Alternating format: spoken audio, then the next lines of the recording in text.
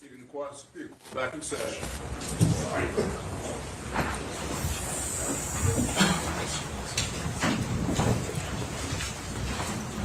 All right, good morning, ladies and gentlemen. Welcome back. We will pick up where we left off yesterday. Sergeant Pike, do you recognize you're still on the road, sir? I do. All right, very good. And I believe Mr. Latour or Mr. Bob.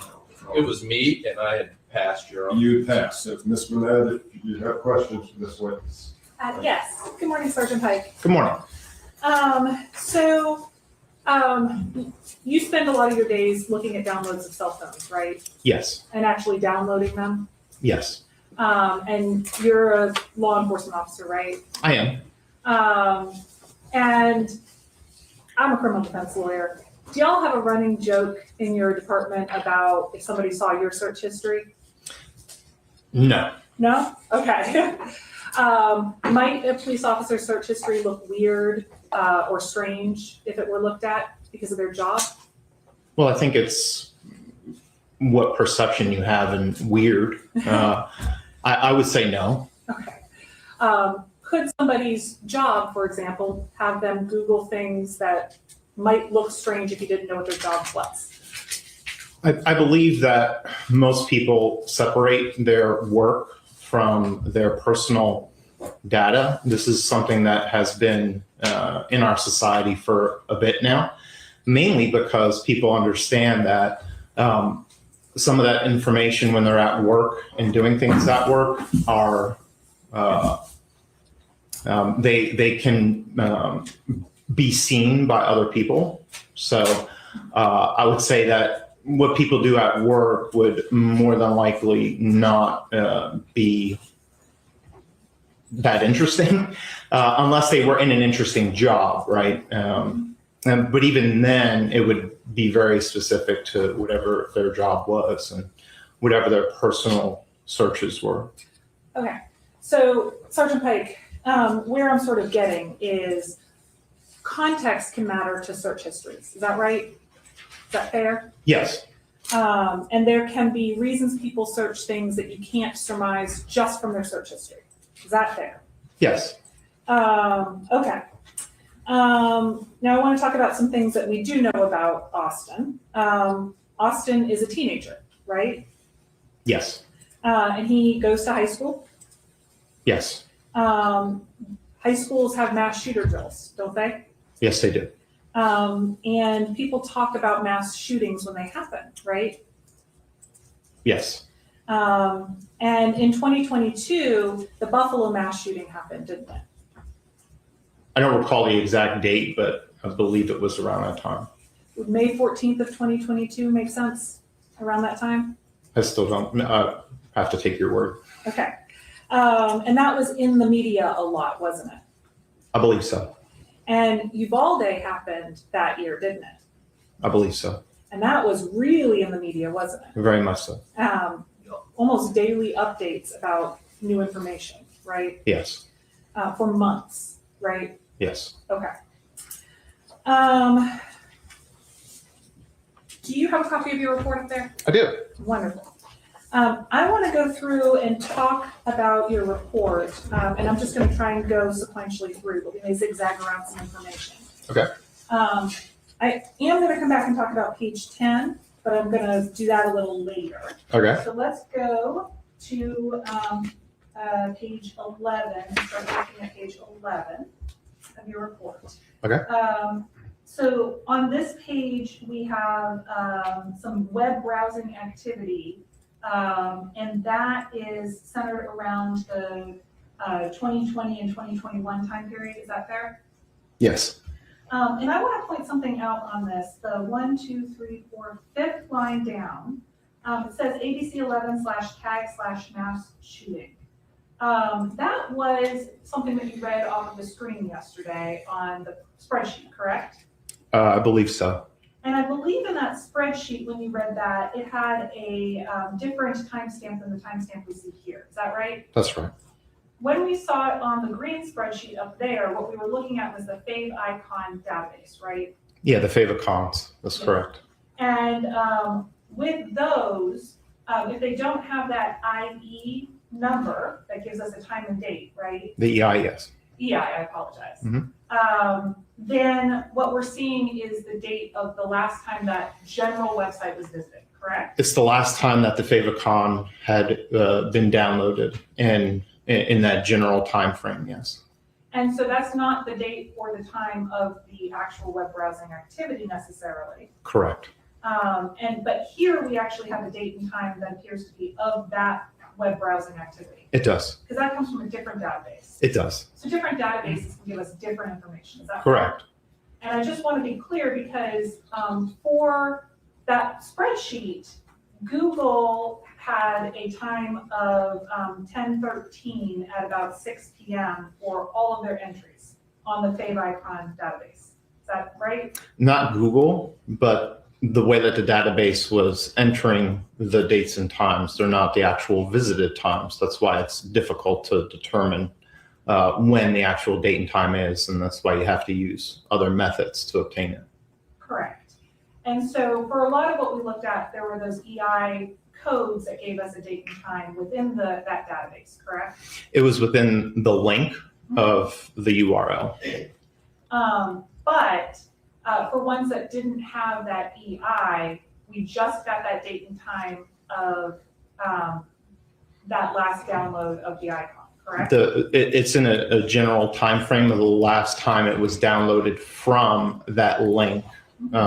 So like if you went to CNN and the first time it went to CNN, it would download that favicon, and then until you revisited or got a new favicon for that site, it would still use that same date. So you can get a range based on other links, but the more accurate, and what you're referencing here on page 11, is the rejected resources is a more accurate timestamp. And the reason for that is it catalogs the actual link that the person has visited, and then if there was a rejected favicon, that icon that's in the actual browser, then it will record that link in time. Correct. And so while there was a date and time on that spreadsheet that you were reading from yesterday, this is the correct one for that particular URL. Is that fair? For this URL in that table inside of the database, correct? Okay. And so that was visited in 2020, correct? Yes. Okay, thank you. Moving to page 12, looking at the 1, 2, 3, 4th entry down. This is about a shooting at a Special Olympics carnival in Knightdale, correct? Yes. Are you aware that that had happened on 4/4/22? No, I wasn't. Okay. And so that was visited on 4/4/22, correct? Yes. And like we said, context can matter, right? Sure. And so this was a current event at that time. Yes. Okay. The next entry down, you had included as well, and it is a website it's a website visit about humane ways to shoot animals when you are hunting, correct? It says humane shooting and shot placement, if I'm looking at the correct one that you're referencing. Correct. And the base URL is farmerassist.com. Yes, .au. Mm-hmm. And did you happen to look at that link at all? I didn't actually go to the site. I just parsed out. There was thousands and thousands of them. Okay. All right. And then moving to the next entry, we touched on this, but the Buffalo mass shooting happened in May of 2022, correct? I believe so, yes. Okay. Going to the next page, page 13. I want to address something that you said on direct about this page. You said you referred to these as searches, but I want to be clear, these were not necessarily searches, these are web browsing activity, correct? Correct. These are not necessarily searches. Most of these appear to be links that were visited. And you don't know how those links got there, right? Well, whoever was using the phone at the time would have had to have visited these sites. But you don't know if it was a link clicked off of, say, a news alert email. I don't know the progression of how they got there. You don't know if somebody texted a link to a story or an article, right? Not off the top of my head, no. Okay. All right. Going on to page 14, talking about the Google searches. And this is where we get into these EIs that give us a more specific date and time, right? That's correct. You mentioned yesterday about the difference between the what was input into the Google search bar versus what was actually searched, because there's that suggestive search, right? It's predictive searching. That's right. Yeah. So dependent upon how a person types it, and then if they select the predictive search, so they can actually type the same sentence or search string, and then click on the predictive search, and it will produce a Q and an OQ. Okay. So as you're typing, it starts to fill in the end sometimes. We've all sort of seen that, right? Yes. Yeah. That's a predictive And search. that's a predictive. So we can tell the difference between what somebody typed, right? Correct. And then what was predicted at the end of that they might have hit enter and let that be the search. Yes. Okay. But also, when you search something on Google, they have suggested searches, correct? Yes. And those come up as links, right? I believe so. Yes. And if you click on a link like that, how would that appear in this URL? I'm not 100% sure. Okay. So it is possible that some of these were suggested searches. Is that fair? The suggested searches would be based upon the person's input. It wouldn't just randomly create them. So Yes. it would create a search based on what the user was inputting. But if a user input something about one mass shooting, it might suggest a search about another mass shooting. Fair? That's possible. Yes.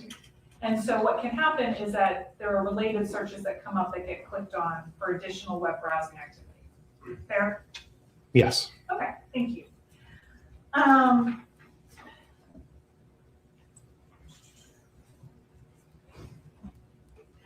Going to page 16. At the top of that page is some Quora.com entries.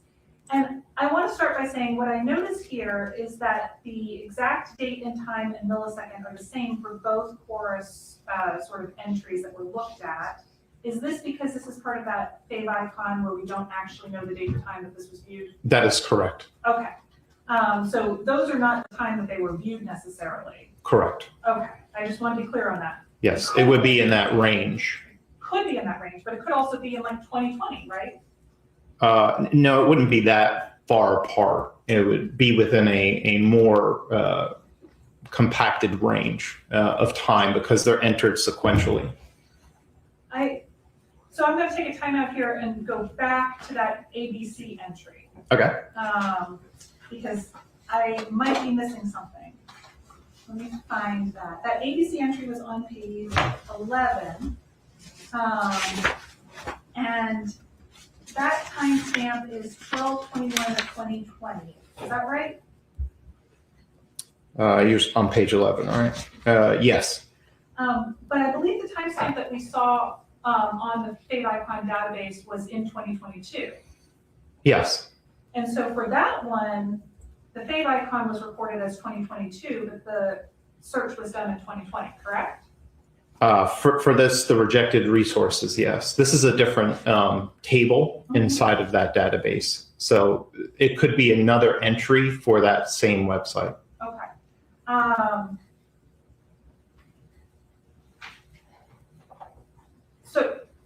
And I apologize, I might be missing something, but are you saying it's not possible that something with a fave icon recorded date in 2022 was actually looked at in 2020? I would say it's possible, but it's not probable. Okay. It's a low probability. Okay. But ultimately, at the end of the day, we don't actually know when these 4 entries were viewed. Is that fair? We have a range. What's the range? it would more than likely be sometime in 2022. It's very possible. It doesn't, the entries again are based upon clicking and the entry for the favicon. And then if it, other things are entered into the database, the favicon database, and then that same link is then revisited, it will then change the timestamp. So it's a little bit, there's a little bit of nuance to it, and it's not, again, it's not 100% accurate. So, Well, but these dates that we're looking at here on this thing, it's more than just not 100% accurate. Those are not reliable dates and times at all for those views, correct? correct. Okay. Now, Quora.com is a website where people ask questions and get answers from the community. Is that right? That is correct. These questions that are sort of sitting here, these were not questions that Austin asked. They were questions other people asked and he later viewed. Is that correct? I'm not aware of Austin putting these in. I don't have any knowledge of that. Okay. Moving down on that page to the google.com listings, where we get into, I think, the legal consequences. This first entry is from September 10th of 2021, is that right? That is correct. And that would have been when Austin was 13, correct? I believe so. Okay. And what we see kind of going through this is, a lot of questions about legal stuff, criminal law, and potential consequences. As we flip through the pages, we see that it's regular queries every few days. Is that fair? Some of these go into November. Some for the same day. They may be just minutes apart. So they may be either a refresh or a revisit to that site or a click back. And on page 18, is there a stand your ground law in New York, right? Yes, And that was 3/3 of 2021. that is correct. And Austin doesn't live in New York, does he? No. Okay. And then continuing to move through, I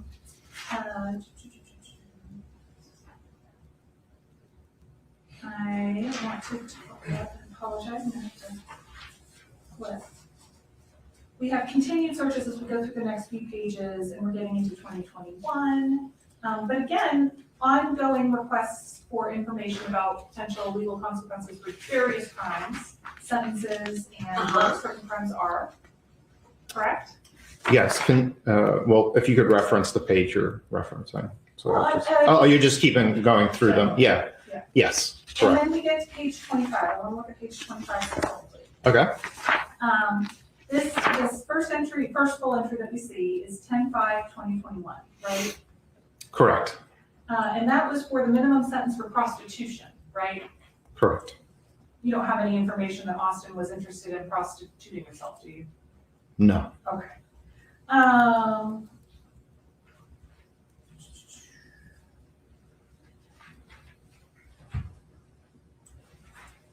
All right.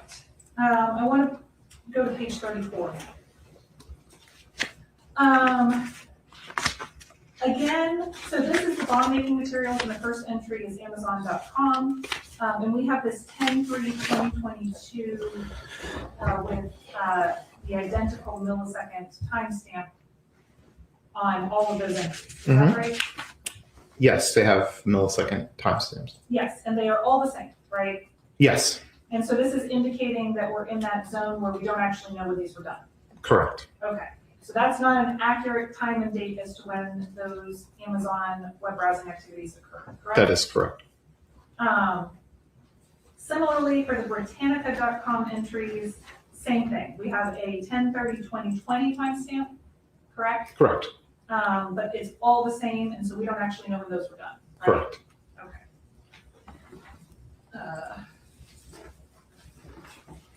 And moving through, looking at the next page, I'm not gonna continue to go down that line, but these are all sort of the same sort of thing where we don't actually know when these were done. Correct. Okay. Now we get into page 36, and this is the Google.com entries, where we have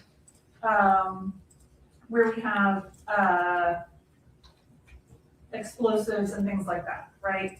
Yes.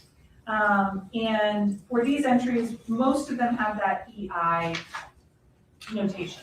Yes, correct? ma'am. So we know when those occur, right? Yes. All right. Moving on that page, looking at the third, fourth, and sixth entries. Okay. These occurred on September 12th of 2020, correct? That is correct. And we have a timestamp that would indicate when each one occurred, right? Yes. And fair to say that those three entries, they all occurred within a 12-minute time period. They did. Okay. And did you look at his overall sort of web browsing patterns on his phone? In a broad sense when it came to specific items. So And did he commonly, when he had sequential searches, were they commonly pretty quick in succession? I can't recall the time frames. If you're asking me for a broad analysis of time, I don't know. All right, well, let's look at it.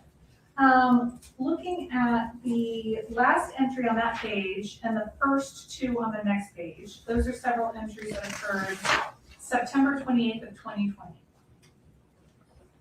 Is that Yes, right? that is correct. And did those three entries occur within a 2-minute time period? They do. Okay. Moving down further on that page, we have the two last full entries on that page.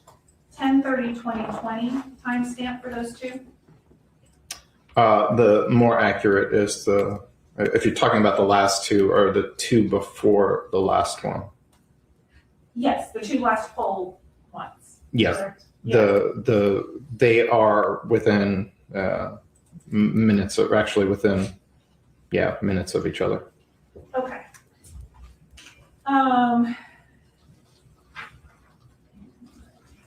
All right, I am going to move on to another area of this report. So let's pause on page 50. Okay. Because at this point, we have gone from page 36 to page 50 of the Google searches on bomb-making materials, right? Yes. So it's page 50 is, I believe, one of the few. Oh, no, it continues to go on. It does.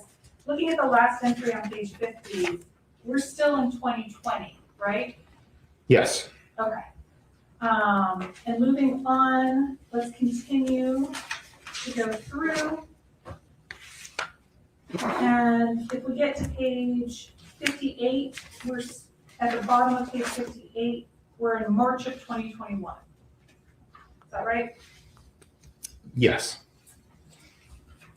So continuing to go through, the last entry you have on this point is November of 2021. Is that right? If you could tell me the page I reference. apologize, page 6. Okay.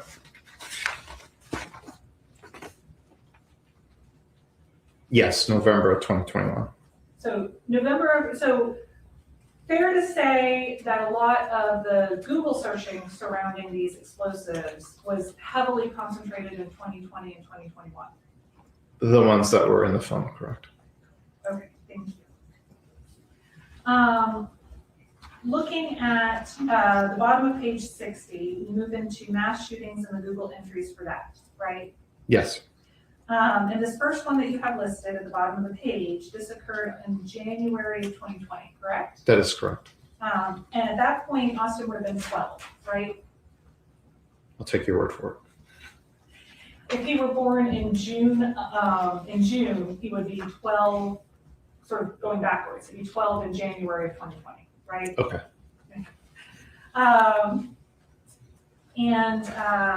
Looking at the next page, page 61, the first two entries, they occurred on the same day, correct? Yes. And they occurred in quick succession, 7 seconds? Yes. Okay. And moving down that row, to the third to last and second to last, those occurred on the same day, correct? Correct.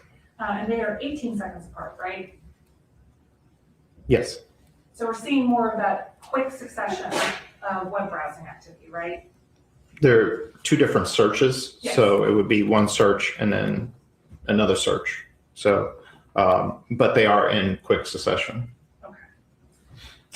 All right. I'm going to move to page,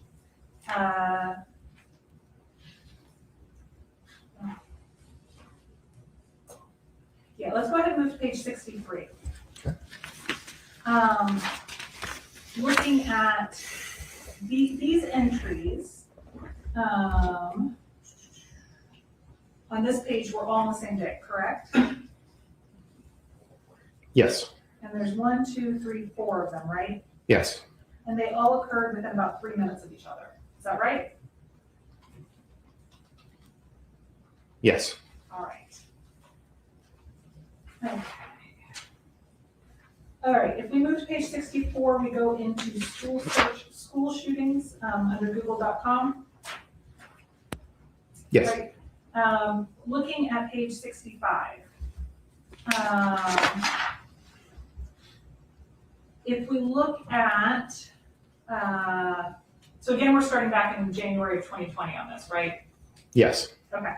And if we look at the 3rd entry, down to the first entry on the next page, those were all done on the same day, right?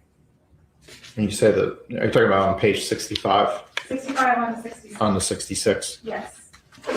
So they're January 23rd of 2020, right? Yes. Okay. And that's 1, 2, 3, 4, 5, 6 searches? Is that right? Yes. And they're all done within about 6 or 7 minutes of each other total. Yes. Okay. All right.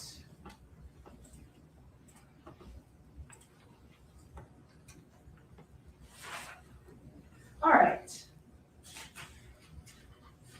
I want to move into, or want to move on to page 70.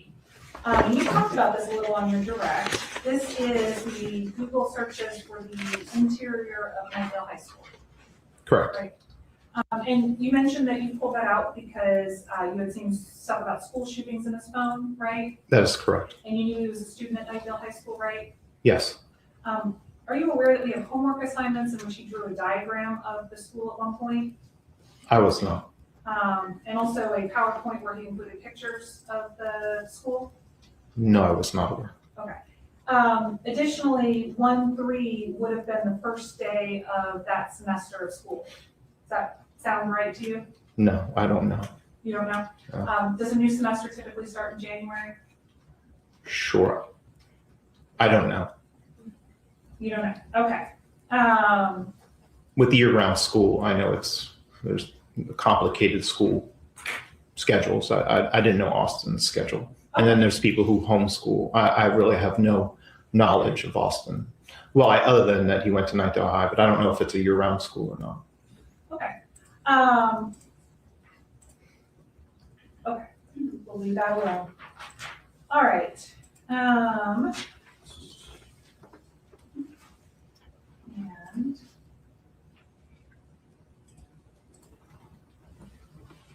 I do want to briefly mention, you didn't talk about it much, if at all, on direct, but page 76 starts the analysis of the math book that you found was attributed to Austin, right? Yes. Almost all, if not all, of the activity that you reported on this phone was from 2019 to 2020, correct? I believe so, yes. It was very limited. And a lot of it is YouTube content. There's some Amazon searches that were conducted, as well as YouTube. But and some Google searches. So it's a kind of a mix. Okay. But that seems to be something that was not used terribly recently before this. Is that fair? I don't recall any recent, other than, no, it was not very recent. Okay. All right. I'm going to move out of the report for a few minutes. Okay. And Your Honor, may I approach? Yes. I am going to hand you what I have marked as Defendant's Exhibit 2.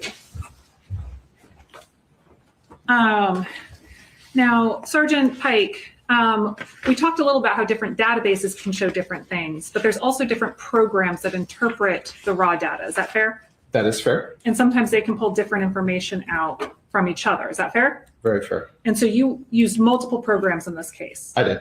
And one of those was Axiom. I did. And does this appear to be an excerpt from your Axiom extraction of the phone or interpretation? Yes. Okay. And Your Honor, at this time, I'd move to admit Defendant's Exhibit 2. Any objection? There you're on. Okay. And does this appear to you, Sergeant Pike, to be a set of web browsing activities that occurred on October 7th of 2022? It is searches and, well, I'm sorry, the web activity. However, one of the methods of recovery for this was something called carving. And in order for me to explain that, we have to kind of go into how this works. So if you think about data that is potentially deleted or removed, you can go into a database or a data and carve out that information. The problem you have with carving is that it is not the most accurate with its information and has a tendency to give you false positives. So it's not a very reliable bit of data, but it is it can provide you information that was no longer there. And if you look inside of these particular searches, you'll see that the recovery method says carving. So it's not always the best method for obtaining data. Okay. But this is data that you obtained from the phone that is at least possible data. Correct. It's carved data from the histories database, which is the main database inside of the Safari web browser. Okay. And it has the entries listed backwards. Is that right, for time-wise? Yes. Okay. You'd have to start from the last to go. Yes. So let's start from the last. Okay. So according to this, on October 7th of 2022 at 4:18 p.m., this was not a search, it was a view of an article. Is that right?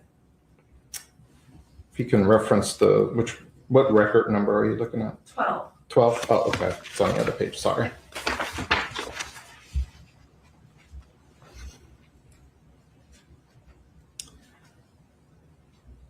I'm not sure if it was a search or if it was a web page. It appears to be a web page. This is, again, the issue with carving is that it's not the most accurate and the most data rich. It's just fragments, as you would, of information. Does it say the Washington Post? It does. The information it is showing is why so many mass shooters are angry young men, -- the Washington Post. Does that sound like it could be an article? It could be. And if it's an article, you don't necessarily know how he got there, right? Correct. And then, so that was at 4:18:01. And then at 4:18:34, we start to see some Google activity. Is that right? Can you reference the record that you're speaking so the of? one immediately above it, record 11 and record 10, we're seeing some sort of Google activity, right? Some sort of Google activity, correct. And again, you have to take these timestamps, just as we did with the favicons. These timestamps are not very reliable either. And then we start seeing, right in the same time zone, 4/18/43, potential Google searches of why do some people hate society, right? Can you reference the record number? Record 8 and record 7. Yes. And then it appears on record 6 that leads to a 4/18/45 Quora. Why do some people hate society? Correct. And then looking at, kind of moving along from that sort of searching, we get up to 4/19/48. Person who killed people because they were destroying the planet. Correct. And that appears to be a Google search. Yes. And then an identical Google search a second later, record number 1. Yes. And so this activity, according to this database, this activity all occurs within about a 2-minute time frame. Is that fair? No, because it's the process of carving is not as accurate as, again, it's like the favicons. Well, it still gives you hours, minutes, and seconds. It's not highly reliable. Okay. But as we've discussed, there's other examples of that very quick web browsing, correct? Sure. Yes. And so it's certainly possible that that was quick web browsing. For this particular data set, it's possible, but not the probability of it due to the nature of the data and its unreliability is hard to say. Okay. All right.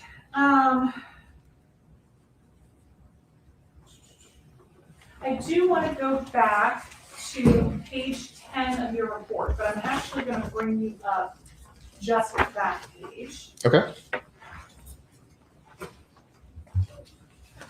Do you have anything to write with up there? No. Okay, I will bring you something. As well as a calculator. You're on the way, Coach? Yeah.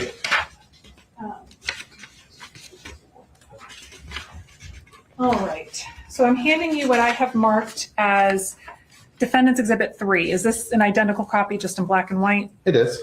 And I'm gonna leave this calculator and this pen for you, okay? Okay.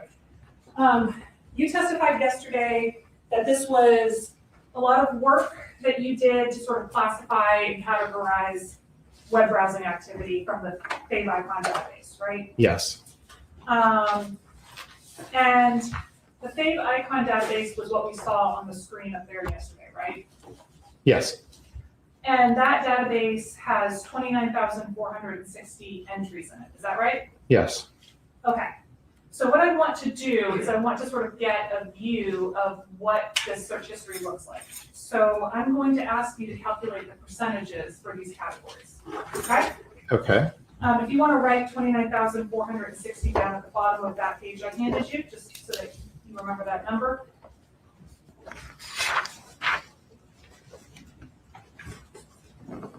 $29,000. 460.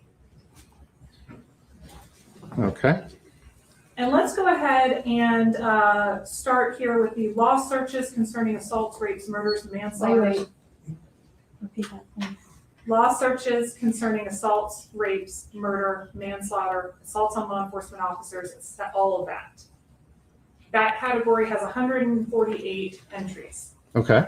If you could calculate the percentage of that category of this overall favicon database. All right.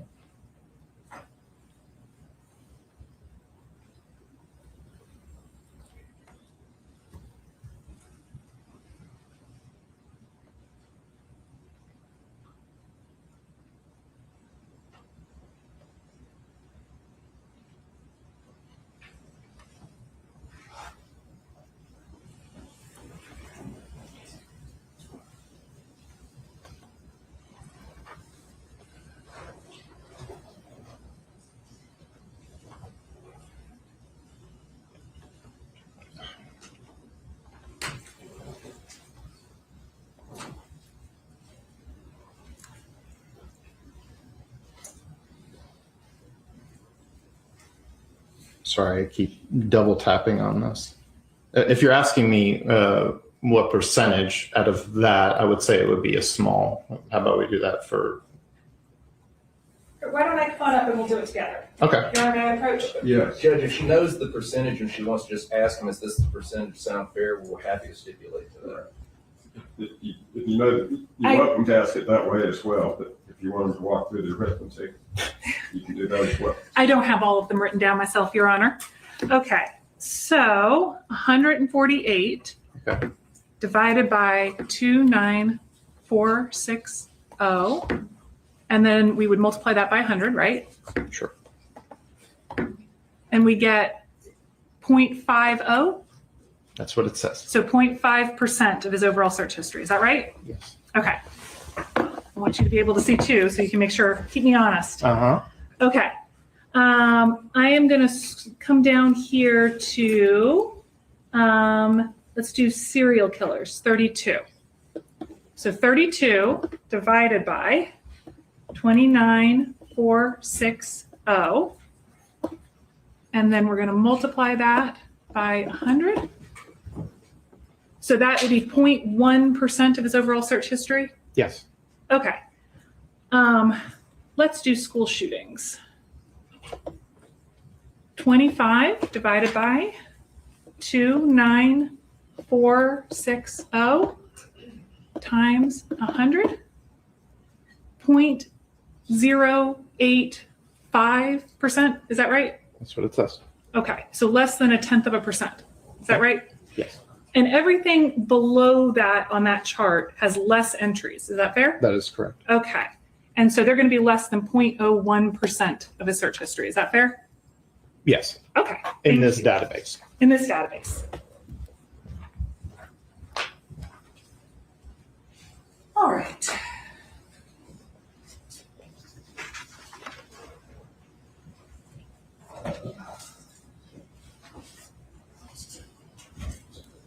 Am I on 4? Okay. All right. And Your Honor, may I approach again? Yes. Okay. Sergeant Pike, I am handing you what I have marked as Defendant's Exhibit 4. I'm taking this sheet out just so that we can manipulate this sheet. So do these appear to be categories that are not included on your sheet over there? Yes. And if you will look with me in this binder, do those categories appear to be entries from your Fave Icon database? I don't know where this came from. Okay. This is not my report, so I'm not sure where this came from. That's a general color and column. So I don't know. You don't know. Okay. Well, let's do it this way. I'll leave this with you. Okay. And if you want the binder, you can use it for reference. But would it surprise you that there were over 1,500 searches that appeared to be related to his schoolwork? Sustained as to whether it's surprising or not. You can ask whether you notice that or not.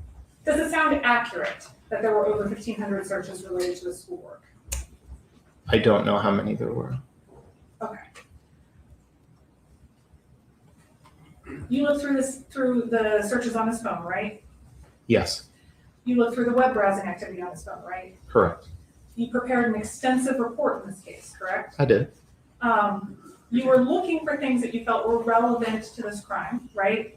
Yes. But you did see other things on his phone, correct?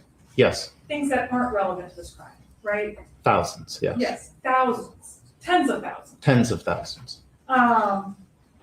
Some common themes of things you might have seen that weren't related to this crime directly might include schoolwork, right?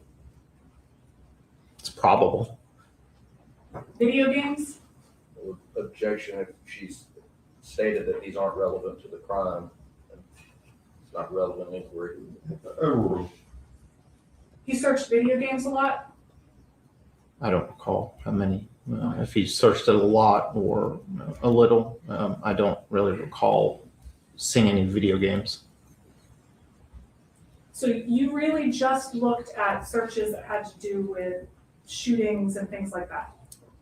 I looked at a vast majority of them, but I didn't commit to memory all of them.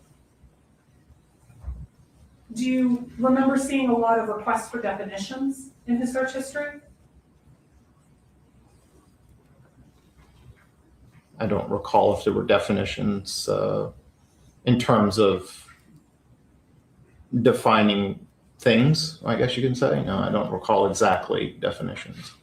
So what I'm understanding is that these 2,400 searches on your page 10 of your report, that's where your hyper-focus was, right? Yes, it was my focus to find this information. And as we discussed, context of searches can matter, right? They can. And so this 2,400 searches total that you looked at, that constitutes less than 10% of that database, correct? Yes, And so the other give or take. The other 90% was not of concern to you. I wouldn't say it wasn't of concern, but it wasn't relevant. Wasn't relevant. Right. Okay. I want to talk about what we don't see on this phone. This was an iPhone, right? Mhm. And often a source of evidence on an iPhone is the notes section, right? It can be, yes. People put in the notes sections all kinds of things that can be incriminating, right? Sometimes. There wasn't anything in his notes section, was there? That was of relevance? Not that I recall. There were no drafts of a goodbye note, for example. I don't recall that. No. There was no manifesto. No. There were no notes about people who had wronged him. No. There were no descriptions of possible routes to take, right? No, not exactly that. So. There wasn't a hyper-focus anywhere on his phone about climate change, right? No. Or humans destroying the earth. That wasn't a hyper-focus. No. Okay. Moving away, there wasn't a packing list, was there, of things to put in a backpack, say? There was a list of things in Amazon, but in those terms of putting into a backpack, no. Okay. There was no evidence he had been sort of sucked into extremist views on his phone? There was no evidence of that. There was nothing that indicated he had a desire for notoriety. Fair? Objection. Sustained. Okay. And there's no evidence of any communication about plans to do anything violent. With someone else, no. No further questions, Your Honor. Read your question. Very, very briefly, Sergeant, I just want to ask you, we've spent a lot of time talking about the dates on these searches. Fair? Fair. Everything that you have talked about as a search or website that was visited was something that was visited on that phone, correct? Correct. And this crime occurred in October of 2022, correct? Correct. And he got the phone less than 2 years before that? Correct. So everything that was searched was on this phone and in these databases and viewed was within a 2-year span. Yes. Thank you. No other questions. Brother. Nothing further, Your Honor. Thank you, sir. You may step down.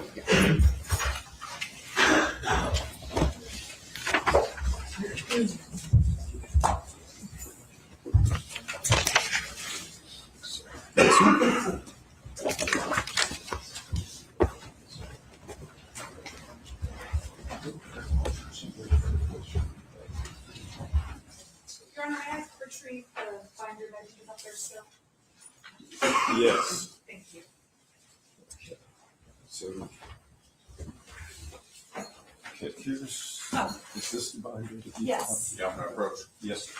And then you move for admission of exhibit 2.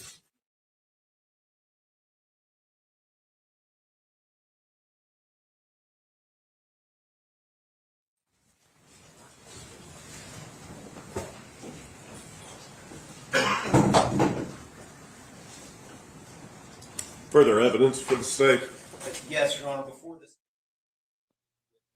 would like to approach and provide to the court the victim impact statement that was sent to our office of Mr. Robert Steele, who was at the time the fiance of Mary Marshall.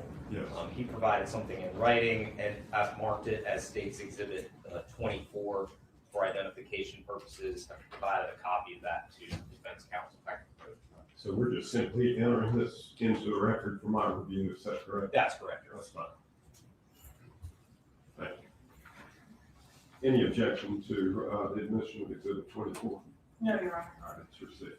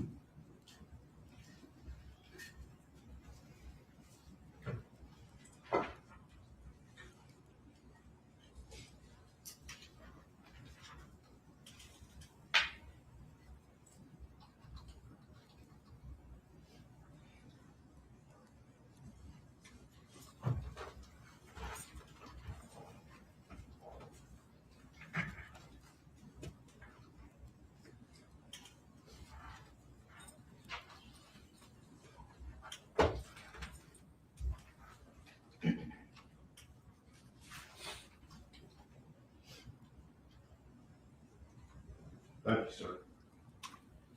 Thank you, Your Honor. At this time, the state would call Dr. Carrie Gibson. Your Honor, I will be objecting to this witness. This is a FBI profiler who has no individual information about Austin Thompson. I cannot imagine how this is relevant at a sentencing hearing. She doesn't know anything about Austin or this crime. We have admitted he committed a mass shooting. I cannot foresee how this is helpful at this point. Your Honor, Dr. Gibson is the unit chief of the behavioral analysis unit of the FBI. She has extensive experience researching, studying targeted violence resulting in mass casualties.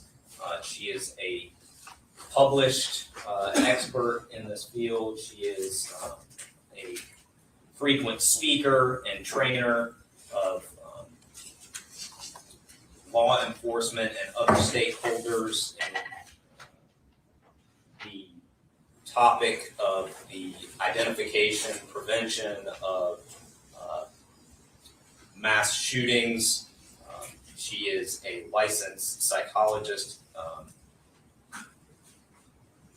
and can certainly present to the court a subject matter expertise of these types of situations, and will be able to provide what we believe would be relevant evidence for the court to hear.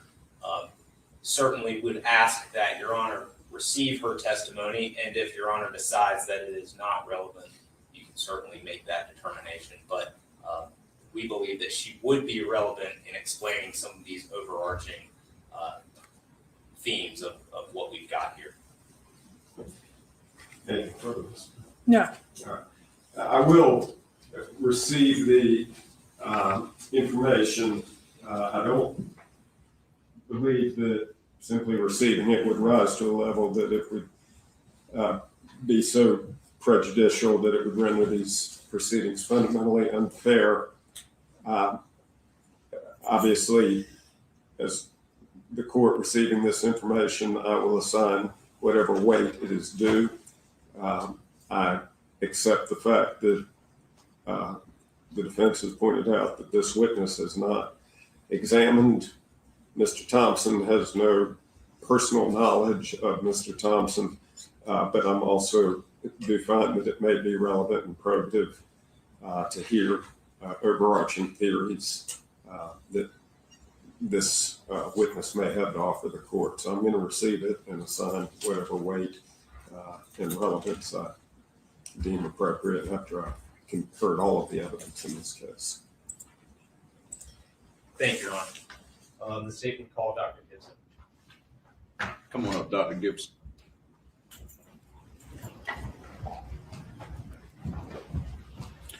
Good morning, Dr. Gibson.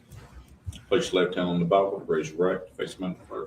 Do you solemnly swear the testimony you give the court will be the truth, the whole truth, and nothing but the truth, so help you God?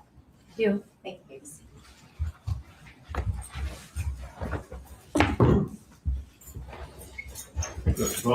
Thank you, Your Honor. Good morning, Dr. Gibson. Can you just introduce yourself to the court and spell your last name? Yes. My name is Dr. Carrie Gibson. It's Karie, and the last name is Gibson. And how are you employed? I am a supervisory special agent with the FBI. And how long have you been in that particular role? So I've been a special agent with the FBI for over 19 years, but specifically a supervisory special agent for almost 11 years now. And can you tell the court what you do in your current role? Currently, the last 4 years, I've been the unit chief of the Behavioral Analysis Unit 1, where our mission is to prevent acts of terrorism and targeted violence. So I lead a team of around 20 individuals where that is our focus, to be proactively involved in the prevention of mass violence and terrorism. In that role, we provide behavioral support to our local, federal, and state law enforcement officers in the cases that we provide assistance with. And prior to this role, what other roles have you had with the FBI? Prior to becoming the unit chief of the Behavioral Analysis Unit, I was a profiler there for almost 7 years in the same unit, working to prevent acts of targeted violence and terrorism, responding to active shooter events, as well as completing research and publication on those events. And then prior to that, I was a special agent in the FBI's Minneapolis division. And prior to joining the FBI, what did you do? I'm a licensed clinical psychologist, and so I was an active duty Air Force psychologist for 4 years. And then after I left the United States Air Force, I worked for 1 year for Washington State Hospital, completing court-ordered assessments such as competency stand trial, mental state at time of offense, and civil commitment proceedings. And you mentioned, are you still a licensed psychologist? Yes, I am. I hold a license in the state of Minnesota since 2005, and in the state of Virginia, or the Commonwealth of Virginia, since 2023. And do you hold any other licensures? No other licensures, no. In terms of, I think you mentioned, can you describe some of the research that you've done and publications, if any, that you've participated in or written yourself? Sure. So for the role, one of our primary roles at the FBI's Behavioral Analysis Unit is to provide resources and research to really inform whatever fact pattern that we're looking at, to really understand how we can be proactive and helpful in that space. And so in my unit of the Behavioral Analysis Unit 1, our focus is obviously on prevention. And so our first publication that I had the opportunity to be a part of, I was one of 9 authors. It's Making Prevention a Reality, where really it's a resource, a compendium of key data that's important, that focuses on how do you identify, assess, and manage the concern for targeted violence. That was published in 2017. From there, we've gone on to really try to understand the difference between individuals that go on to commit an act of targeted violence versus somebody who is on the pathway to violence who does not commit an act of targeted violence. And all of that is done in the spirit to inform prevention so that we can help move people off of the pathway to violence before an attack happens. And do you you've mentioned some trainings, do you speak to training groups about this and other people involved in this type of work? Yes, over the last 11 years, I've been very active in providing training to our local, state, and federal law enforcement partners, both in the United States and internationally, as well as other members of our community, to include mental health practitioners, school administrators, college administrators, again, trying to get that training and on the pre-attack behavior indicators of what to look for to be able to inform those prevention efforts. And have you testified in court about this subject matter before? Yes, I have. Okay, approximately how many times, if you know? So I have testified in federal court one time on the pathway to targeted violence. And then I have testified numerous times as a subject matter expert in state court related as a clinical psychologist. Your Honor, this time would tender Dr. Gibson as an expert in the field of targeted violence. The objection. No objection to the tendering. Her testimony will be received as proper. Dr. Gibson, you mentioned one of those articles that you were involved in. You were an author being making a prevention a reality. Did you also author an article entitled Pathway to Targeted Violence and Early Intervention Work? Yes, I was one of the authors on that. It was published in 2024.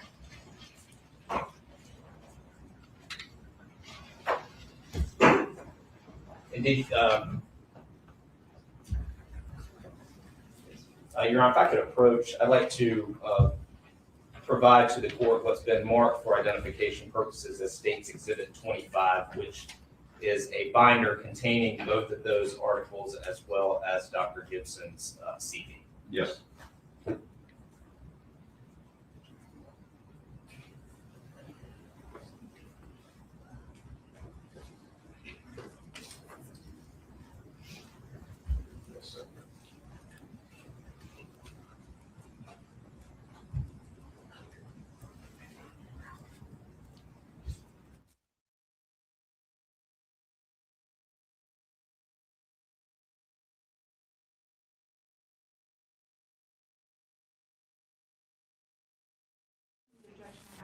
Testimony as a whole, Your Honor, no further objection.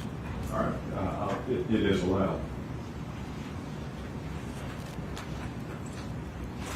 So, Dr. Gibson, can you tell the court what is targeted violence? Yes, so when we're looking at these cases, targeted violence is a term that was coined in 1999 by Dr. Robert Fine and Brian Bosco. There were different research that they completed and related specifically to assassins and attempted assassins. And what they found in that research is that they follow a very specific trajectory when they go on to commit that attack. And that's where the targeted violence term was coined, and it means specifically targeting an individual or person or agency or entity related to that attack. Okay. And that can be opposed to what kind of violence? So targeted violence is specifically referring to predatory violence, where someone considers, plans, and prepares before they commit that attack. And that's different from effective violence, where it's more of an emotional violence, more of a response to an emotional situation, where you have someone who reacts in that moment and haven't previously planned to do anything in that moment. And this has been your kind of focus area of research and study and work for how long? For the last 11 years that I've been at the FBI's Behavioral Analysis Unit. And when we talk about acts of targeted violence, based on your research, is it common for this to be a targeted act of violence to be a first kind of offense, or is this something that someone has done multiple acts of violence and ends up at a targeted act? So in these cases, the challenge is that when you're looking for individuals that are progressing on the pathway to violence to commit this type of an act, there's a lot of considering, planning, and preparing that goes into it. But it can definitely be the first time that they do any type of violence can be the actual targeted violent attack. And that can be the challenge in the prevention space, is that if we go off of if someone was violent in the past to really inform us of their violence in the future, we find that that's not very accurate or very helpful in this space. That really we have to go at what are the behaviors that we're seeing and observing, and what is that fact pattern when you put it into the different factors of the research, what's enhancing to targeted violence. Now, you've mentioned the pathway to violence. Can you just briefly kind of give us an overarching view of what that is? Yeah, absolutely. The pathway to violence has been around since the 90s. It was first comes into concept in 1998 with Dr. Fine and Brian Voskuil from the United States Secret Service. And they had culminated this 5-year study related to the assassins and the attempted assassins that I talked about that started in 1992. Ultimately, out of that research, they see that these individuals who were committing these assassins or attempted assassinations followed a very specific trajectory. They considered planned and prepared.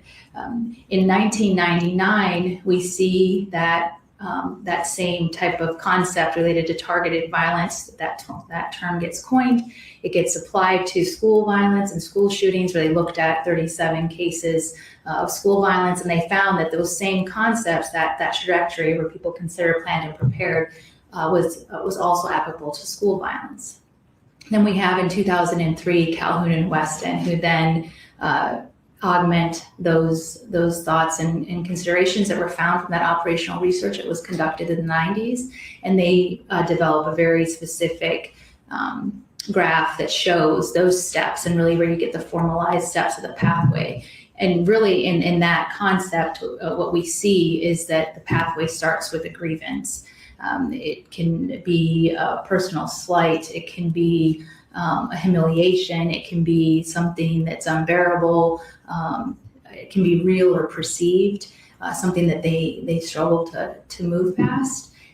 It also is incredibly individualized for that person. And so they are in that space where they have a problem, they're trying to figure out how to solve it, and then it progresses to the next step. And I'm happy to go on if you want me to. Well, I want to stop you there.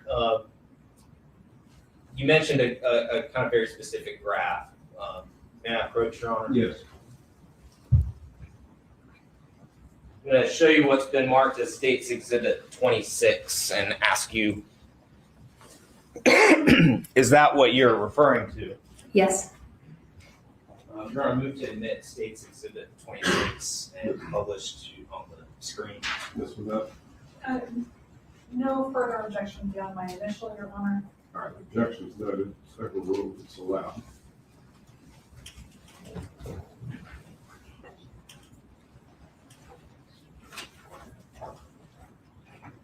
Are you ready to project? Yes, Your Honor.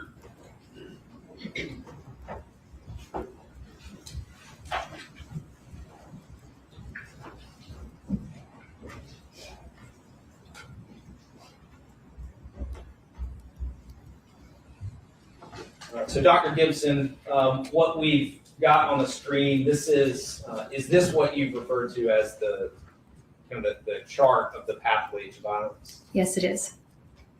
And can you talk to us, you just mentioned grievance, and that is typically how things, maybe the first step, is that fair?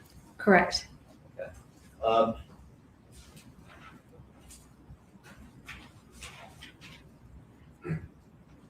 And you mentioned several different types of grievances or things that could be real or perceived grievances, right? Can you explain that a little bit more? Yes, and so when you have an individual that is beginning to progress in the pathway to violence, there is this, the grievance, like I said, a personal slight or an injustice that has occurred for them. And for them, they're trying to work through that to really understand what it means and what they can do with it.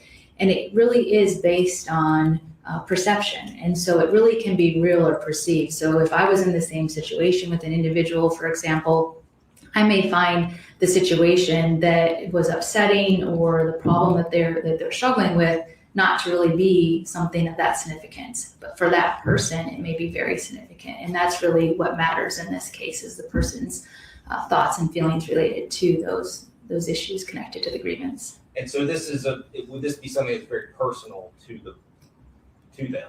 Yes, it's a very personal journey for them. And in your research, because of the fact that this is very personal, is this something that is can be hard to observe? Yeah, so in our research, what we found is that a lot of times we are able to see the grievance, where we're able to see somebody, that injustice or that slight that has happened to them that they're holding on to. But in our research, we found in 21% of the time that we weren't able to determine the grievance. And it doesn't necessarily mean it's not there, but one explanation is that it's highly personal and it would require that person to inform the specifics of the grievance. And you mentioned, so what types of things fall into kind of a bucket of grievances that your research has shown?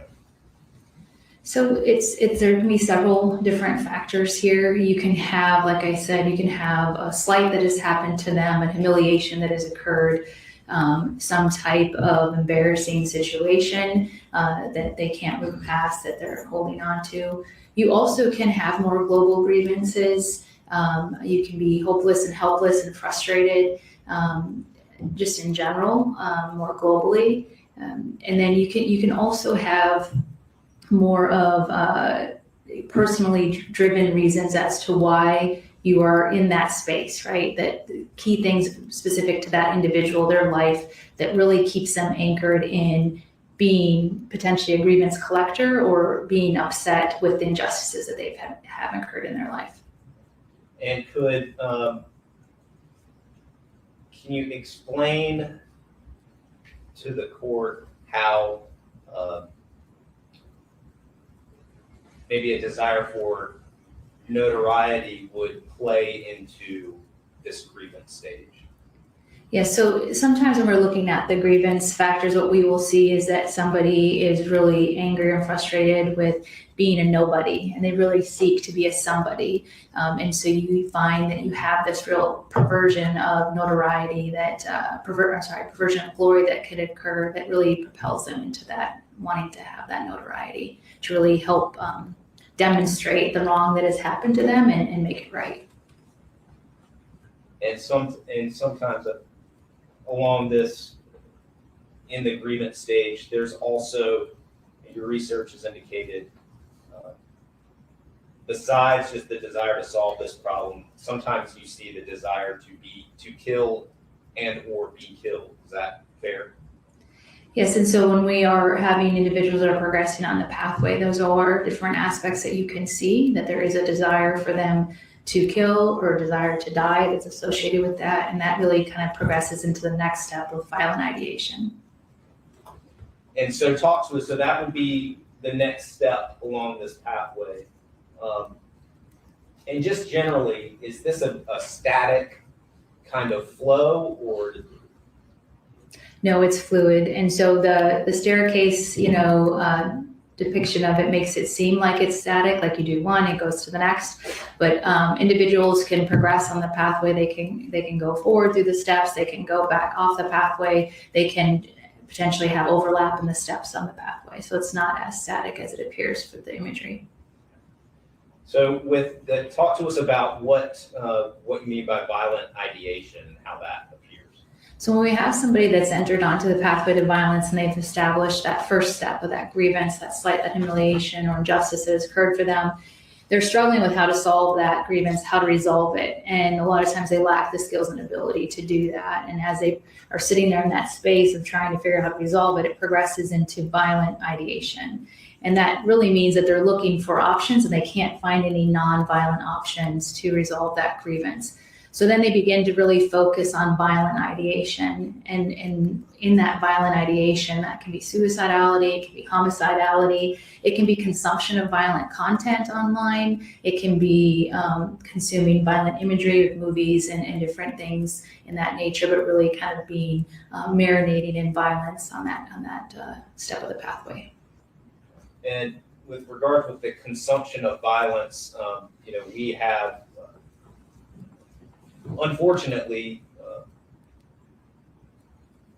we have a lot of, I guess, celebrity type folks who have committed murders, or I guess I'll put that in quotes, celebrity, famous people who have committed murders.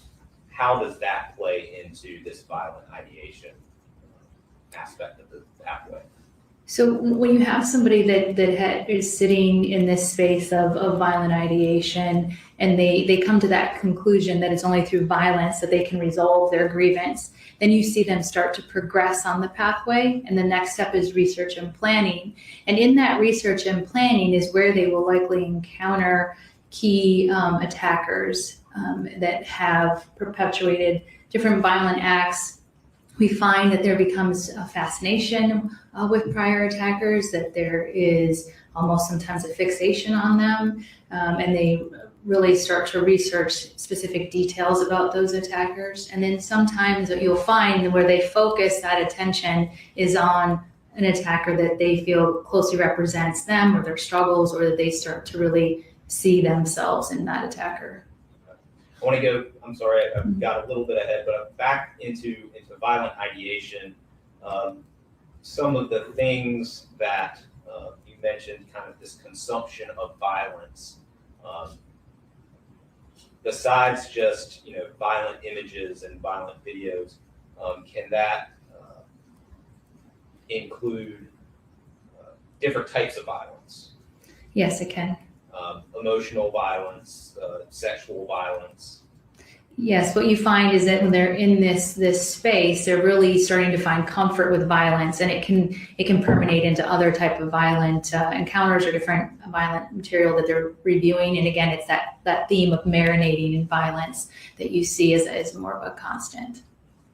Could that include video games, pornography, things like that? It could, yes. And overall, with this marination in violence, what effect does that have on the offender? So when you have somebody that's consuming violence in that way, what really happens is a desensitization to that violence, where they start to really, again, it becomes more about their plans and preparation of how they're going to use it versus really kind of contemplating the impacts of that violence. And really that desensitization and sometimes even comfort in seeing it, because it's helping them resolve their struggles that they're having. And then you mentioned previously, then the next step along this pathway is the research and planning stage. Can you tell us a little bit about that? Yes, so at this stage, they've, like I said, they have the grievance likely, they have the violent ideation, they know that they're going to use violence to resolve that grievance. And so the research and planning stage is really to figure out how are they going to do that. And so the research and planning is a very individualized process, and it can take up to 2 years. We've seen in our research of where you have different searches that could happen. You have different plans that you're thinking of, different locations that you're seeking out that potentially you would want to have as your location you would attack. And so there's a process as they go through that. What kind of weaponry, what type of tools would they need to do the attack when they would conduct it, all of that. And I think you mentioned this is where someone can start to fixate on infamous attacks or attackers. Yes, as they start to review more of those attack details, there may be key factors where they want to adapt something that was used or change something that was used so that they can be more successful in their attack. And you mentioned that the research and planning, this stage in your research has shown it can take up to 2 years. What about the prior stages that we've talked about, the grievance and the ideation, violent ideation? Do those have kind of a time frame, or is that fluid as well? That's fluid. And again, the grievance and ideation stage, along with research and planning, is harder because it's more individualized. And so you can be involved in that, and unless you're telling people about it, no one really knows how long you've had that grievance or how long you have had consumption of violence or fixated on the violent ideation. And so what we see from grievance to research and planning that is can take longer that you see as they methodically kind of go through, and specifically research and planning we know can go anywhere from a month to 2 years because of how detailed oriented they are in that planning process. And some of that planning, is some of that kind of physical planning, can it be? Or is it, we're talking more mental planning as well? It could be both, right? So you can actually have individuals that will, go surveil different, targets, or be involved in trying to understand time of day or the best situation for them to go forward and commit that attack. But then you can also just have the need to mentally prepare for the plans that you have, and you can have somebody really thinking about that. And so again, it's very individualized. And so unless you're looking at, someone's digital devices, you don't really know if this stuff is happening. After the research and planning stage, what would be the next step along this path?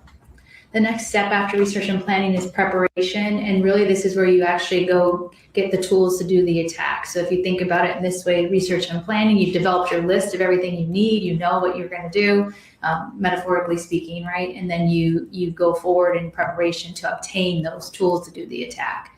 And we find that when individuals enter preparation, this is the duration that they're in this step is really quite diminished compared to the research and planning. So we will find that individuals, once they enter preparation, they can ultimately do the attack within 24 hours to 7 days when they obtain the weaponry to do the attack.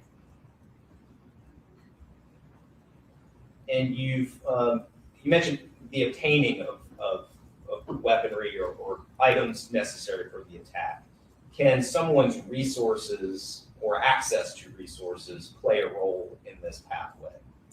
Yes, it can make someone's time on the pathway go faster. So if I already have access to weaponry, or if I already have a knowledge base of that, I don't need to spend much time in preparation. And so really you see someone progress faster if they have knowledge of weaponry, or have access to that, or have knowledge or access to the target that they choose. Now, after preparation, where do we come next? So after preparation, we see the next stage is breach. Breach is really in close proximity to the attack. A lot of times you don't see breach until after the attack. What breach is a dry run or security probe to make sure that they're going to be successful with the attack. And then you have the attack. And could this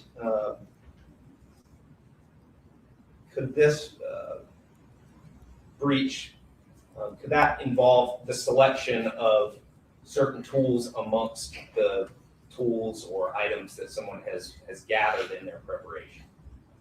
Yeah, so really from where breach stands is in that moment, they're ready and they're kind of what we would call in that last step, right? And so at any moment they can go forward and do the attack. And so a lot of times that will be the staging of the weapons, the gathering the weapons, and being able to be ready to do the attack when they want to.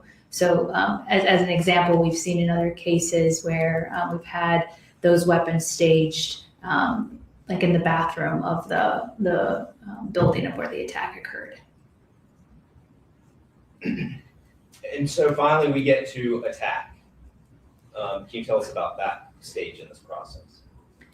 Yeah, so the attack is when everything comes together for them. This is they've been considering, planning, and preparing, and this is at the time then when they are going to go forward and propel to action. And as part of that, there's going to be an attack that utilizes violence. And is this something that in your research has been characterized as a highly personal? aspect. Yes, it is a highly personal, attack. A lot of times when we're looking at these cases, it's very specific to that offender.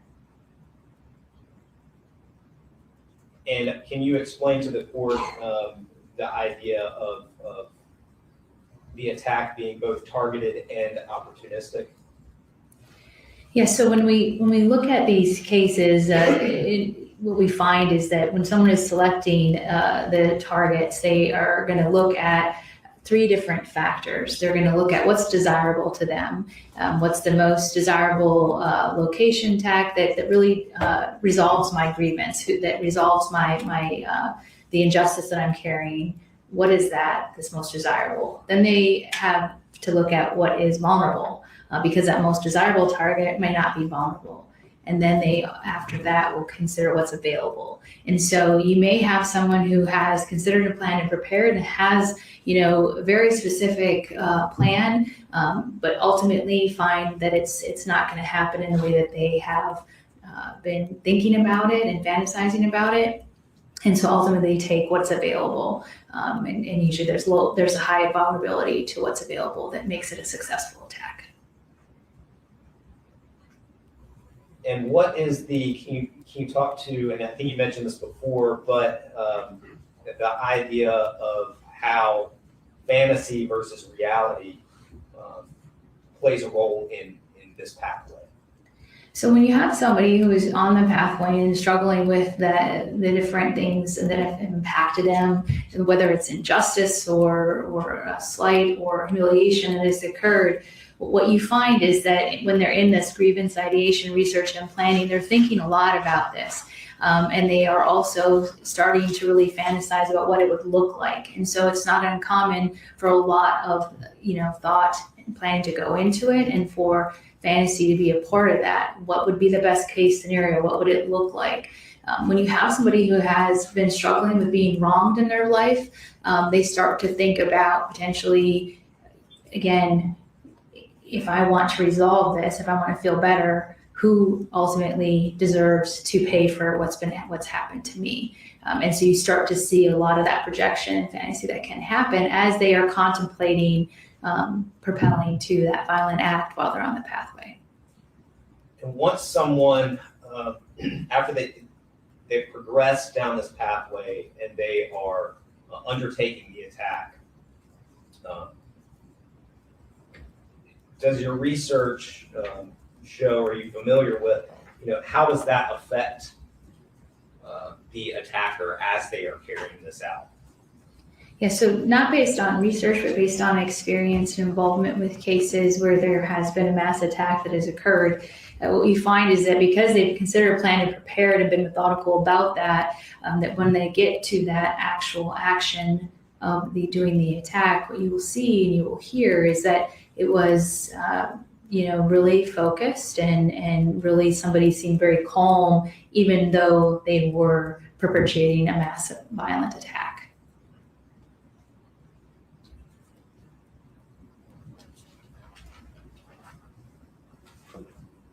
And what is can you talk to the court about the relationship between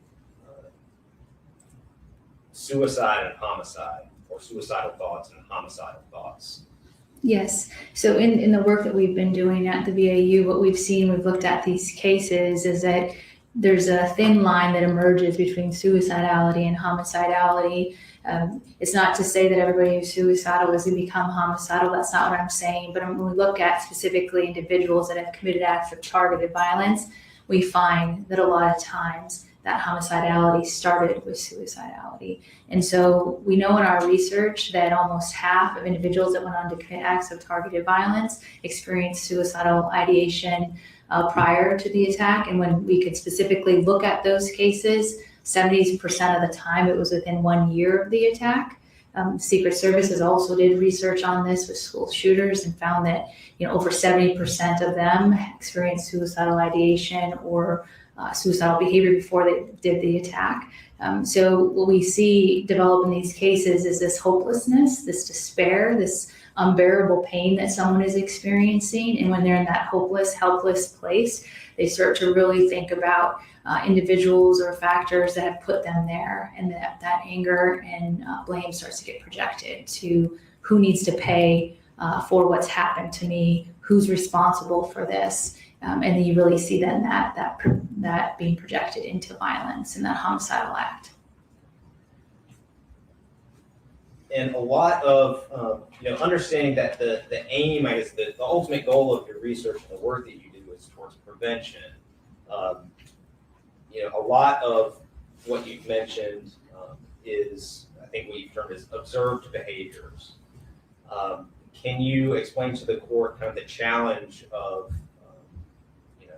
observing behaviors?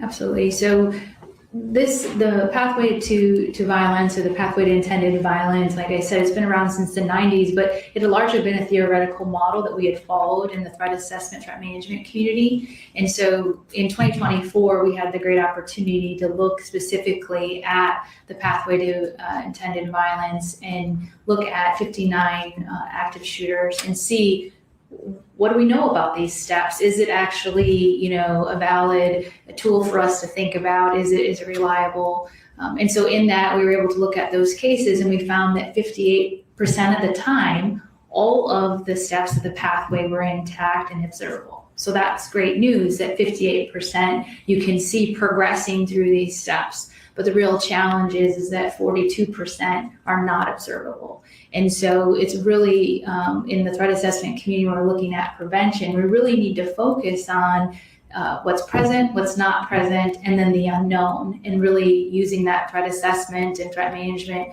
strategies to really uncover that unknown so that we can progress to preventing the violent act.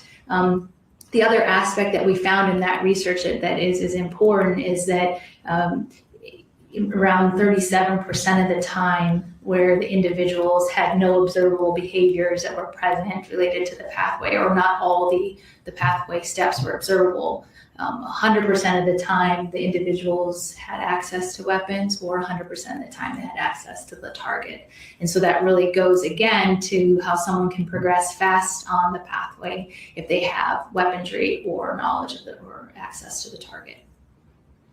And what does it also speak to the idea of I guess secrecy, or can you speak to that? How does that play a role in? Yeah, absolutely. Yeah. So when we're dealing with predatory violence, that's the other challenging aspect. Is in order for someone to be successful with predatory violence, they need to progress from considering, planning, and preparing without anybody knowing about it. So what we find as part of this is that as someone is progressing on the pathway, it's very important they keep that quiet, that they are secret in that, because if they do not, they will not be successful. And when we're looking at, the place that we are with different, targeted attacks that happen, really it's about how do I get to the other side of this and be successful so that I can be seen and be heard and be known. And that's where that notoriety piece can come in. And so it's very, we see that a lot, where even to the point where law enforcement, when they make contact with someone who maybe they've got information about that someone's concerned, that in that moment, the individual will really downplay those concerns and really minimize it and really get them to not feel concerned. So they will go away so they can continue to plan and prepare to do the attack. The ultimate goal is to be successful.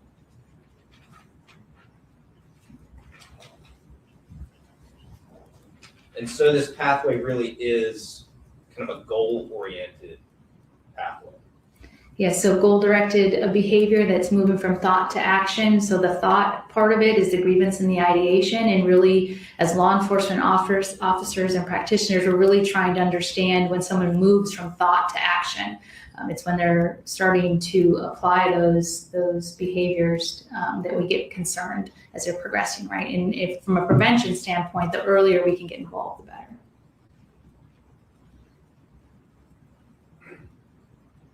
And I may have asked you about this, but I wanted to step back to the attack portion of the pathway. that can be, that can be both pre-planned and opportunistic in terms of the victims. Is that accurate? Yes, it doesn't, in these attacks, the victims of the crimes, they don't necessarily have to have a personal relationship with the offender. It's more about the number of casualties in that attack. And speaking of the number of casualties, based on your research and experience, with regards to, folks who have used or attempted to use bombs or explosive devices, does that hold any significance to you in the work that you do? Yeah, so in looking at the experience that we have with these different cases, you will find that when you have interest in bomb making materials or in constructing bombs, that makes, again, if you're looking at how can I stand out, how can I be known differently than others that are committing these acts, it sets the stage for you to be more knowledgeable, more sophisticated. It also has the impact potentially to increase the number of casualties, which will also increase your notoriety. You have, again, a way to set yourself apart. And also the other aspect is that anytime there's bombs or explosives being used, there's real power that's attached to that. And I think that when you're looking at individuals that are trying to resolve grievances and take back that control or punish others for what's happened to them, that ultimately you see that come into play with the explosives. And if you look at the number of targeted attacks that we have happen in the United States, it's hard to stand out with how many are happening. And so it's one way to really kind of set that stage different for that person. And so that is part of the goals, I guess, in some of these attacks is to stand out and be the best or worst or most famous. Is that fair to say? Yes, we really see that one of the motivating drivers is to be a somebody versus a nobody. And then in addition to that, resolving that injustice that has happened to them.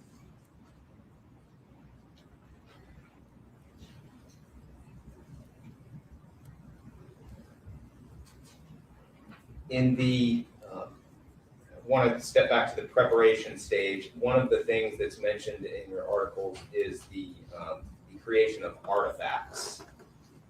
Can you talk to the court about that? Because of the individualized nature of these attacks, you really find that people will do things specific that's important to them. And so there could be different artifacts that are created. It can be, writings on the weapon or on the ammunition. It can be notes that is left behind. It can be maps that are drawn. Again, they are considering, planning, and preparing how they want this attack to be successful. And those different events, given what you're thinking about, could be props in that bigger plan.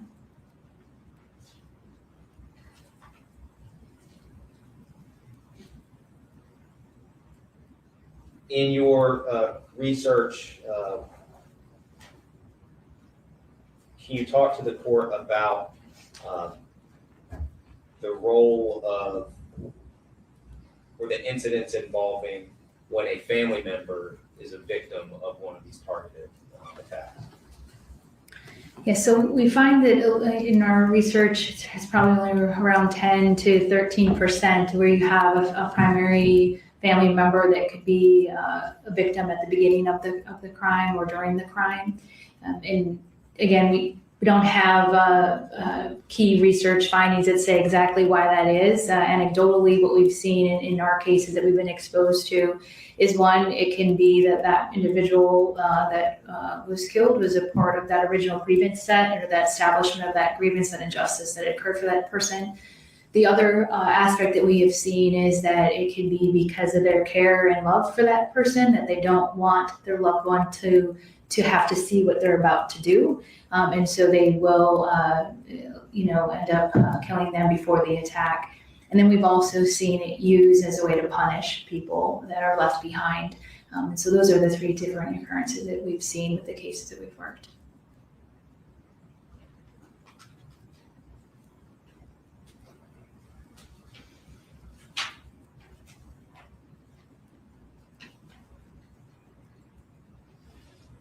Thank you, Dr. Gibson. I don't have any further questions. Thank you. For the defense, Yes, Your Honor. Good morning, Dr. Gibson. Good morning.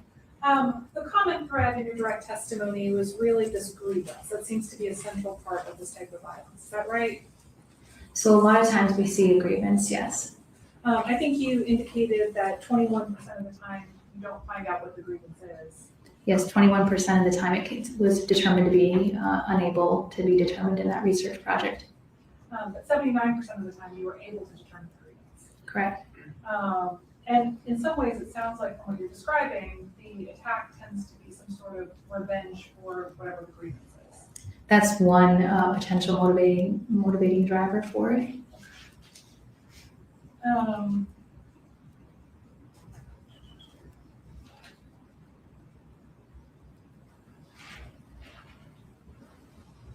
Okay. I was looking at some of your articles and I noticed something.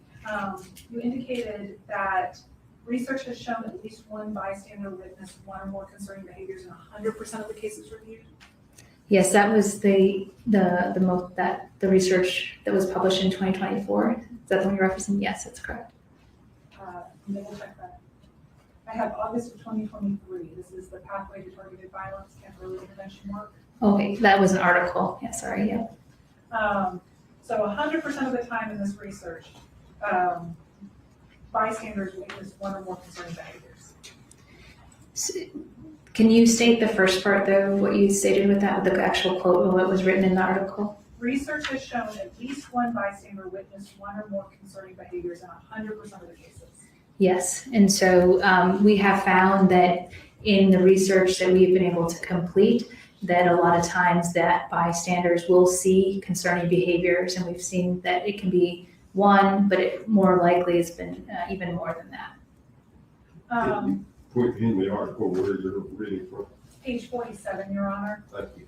about halfway through the bottom paragraph. Very good. Thank you. Okay.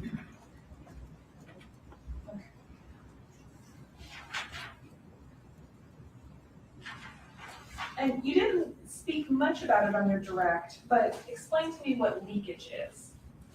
Yes, so leakage is something that we see where you have the individual either through writings or through actual conversations or interactions with individuals. It leaks their fixation on violence or leaks their fixation on when that leaking of that fixation on violence, it can be either suicidal or homicidal kind of themes, where the individuals around them will wonder, okay, what's that all about? And we tend to look for grievance or tend to look for leakage and see if it's present. And the same paper that I was just speaking about on page 48, under the leakage section, you note that 88% of active shooters aged 17 and younger were found to have leaked their intent to commit violence. Yes. So a huge majority have some sort of leakage, right? So we see leakage being present very often, yes, and we see it being present in adolescents more than adults. On direct, you were asked about the consumption of violent content, including video games, right? Correct. There's a lot of violent content out there, right? Correct. And most of us are consumers of it at some level, right? Correct. There's television shows, right? Mm-hmm. Movies, Yes. video games. Yes, there's lots of content out there for people to consume. I happen to like the show You, right? Like that kind of thing. Doesn't make people who consume that content inevitably going to commit some sort of targeted act, correct? No, it's not causative. So I think what you were speaking about when you talked about that is that in this sort of stair step that you have, as somebody is progressing along that, they start consuming a lot of it. Is that fair? It's really in that step specifically, we see them consuming that violence, and it can be in different forms or fashions, and the volume can definitely be there as well. But it's really just kind of defining what that is and meaning not just ideation, but violent ideation is the really kind of focus. And so in that sort of step up, you would typically see some sort of increased consumption of that kind of content. Is that fair?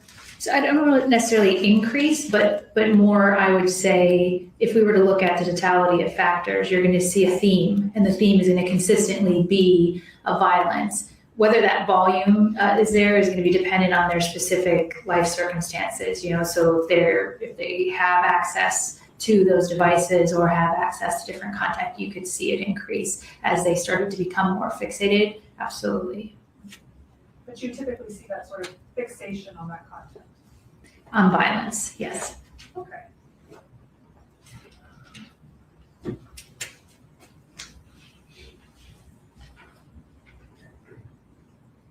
No further questions, Your Honor. Further, Mr. Ball? Yes, just a few follow-up questions. With regards to what counsel asked you about, mentioned revenge as a motivator, and you said it could be one of them. What are some of the other motivators?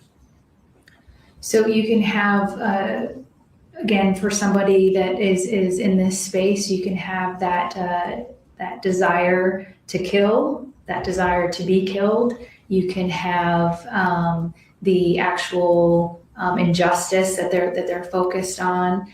You can also have that ability to solve an unbearable problem for them, this unbearable pain that they want that resolved. And so you start to see those themes develop in addition to the revenge, right? The revenge goes specifically to an injustice that has occurred or a slight. Not everybody has that. People can have a global distaste and anger and frustration about their life and where they are, and really blame a lot of people for that because that's where they are in the time in their life. You were also asked about bystander witnesses. Do bystander witnesses always know that they are a bystander witness when they are, I guess, witnessing this behavior? Not necessarily. I mean, the bystanders are in a position to have that front row seat to look at and interact with that person. And unfortunately, what we see is even with that access to that data, a lot of times they are, again, looking at that picture and it becomes more normalized to them, or they're not able to understand the significance that's attached to that. So we see limited reporting of bystanders that are closest to those persons that go on to commit attacks.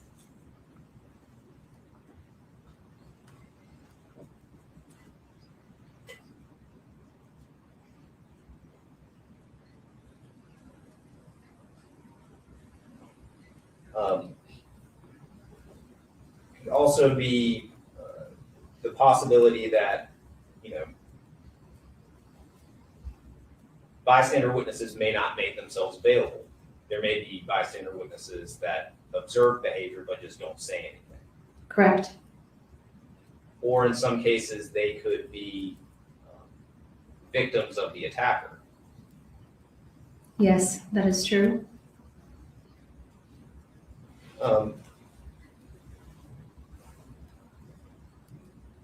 When you talk about leakage being present in a majority of cases involving adolescents, that can come in lots of different forms. Is that fair to say? Yes. It could be schoolwork. Yes, there could be themes that come out in the schoolwork that's turned in. And it may not be something that at the time is concerning to the teacher or the school. Is that fair to say?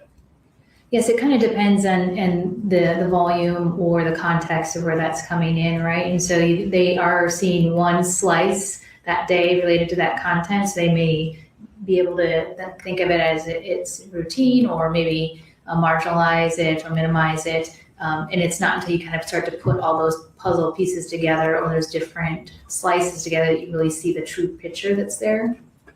And if someone is withdrawn or isolated, would that kind of assist or that make the possibility of leakage diminish?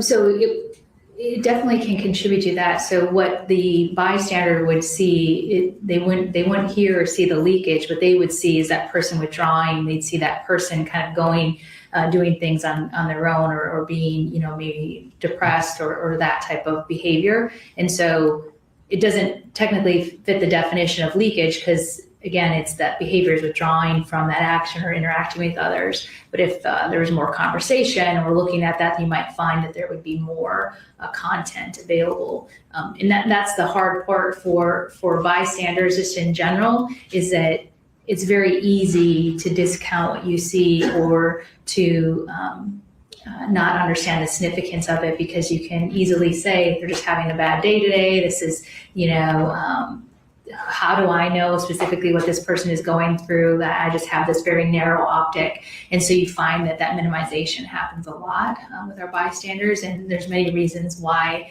they don't come forward and they struggle with that reporting pattern.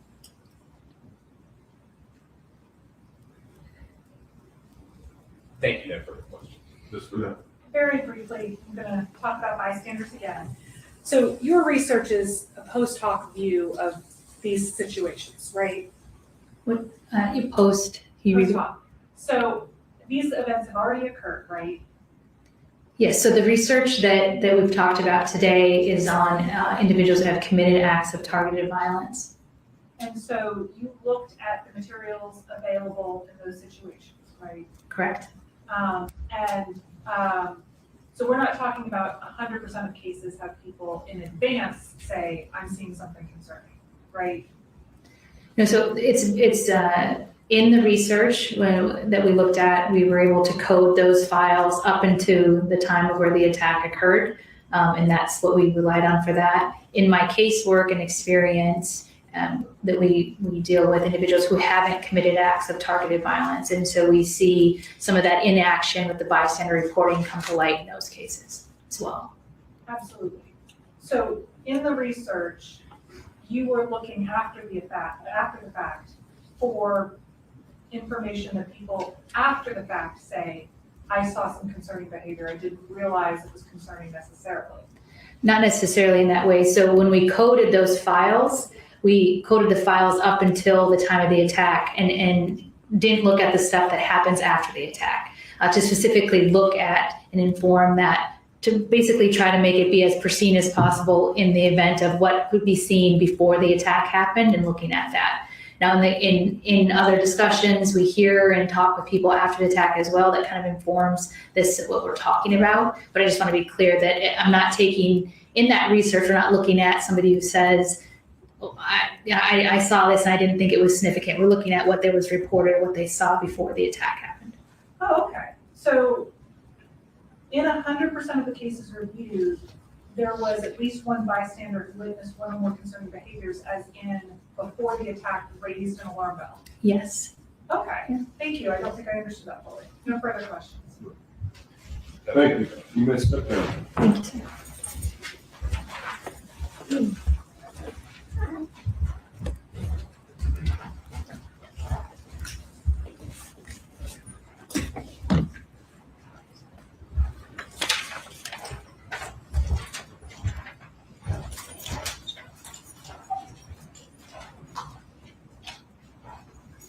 Further evidence was said. No, Your Honor, the state rests for purposes of this hearing. All right, so we conclude the state's evidence for the sentencing hearing, and by agreement, we'll be beginning at 9:30 Tuesday morning with the evidence for the defense. Is there anything else that we need to take up before we recess today? Not for the state. Not for the defense. All right, very well. We'll stand in recess until 9:30 Tuesday. Yes, Your Honor, Superior Court be in recess until 09:30 hours Tuesday.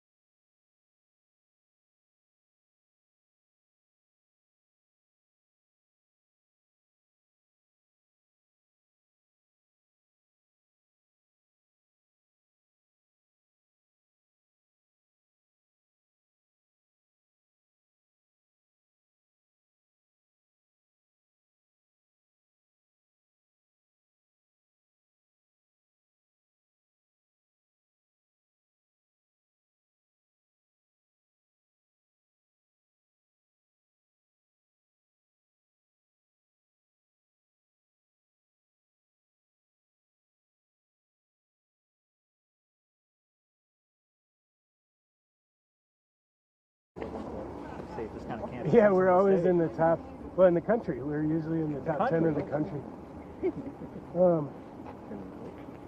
The police chief's name is Mark Gordon, and he's going to give us, he's our friend from the media. Chief's going to give us media statement. Good evening, everybody. Hold on 1 second. Yeah, also, they're about 30 seconds behind us.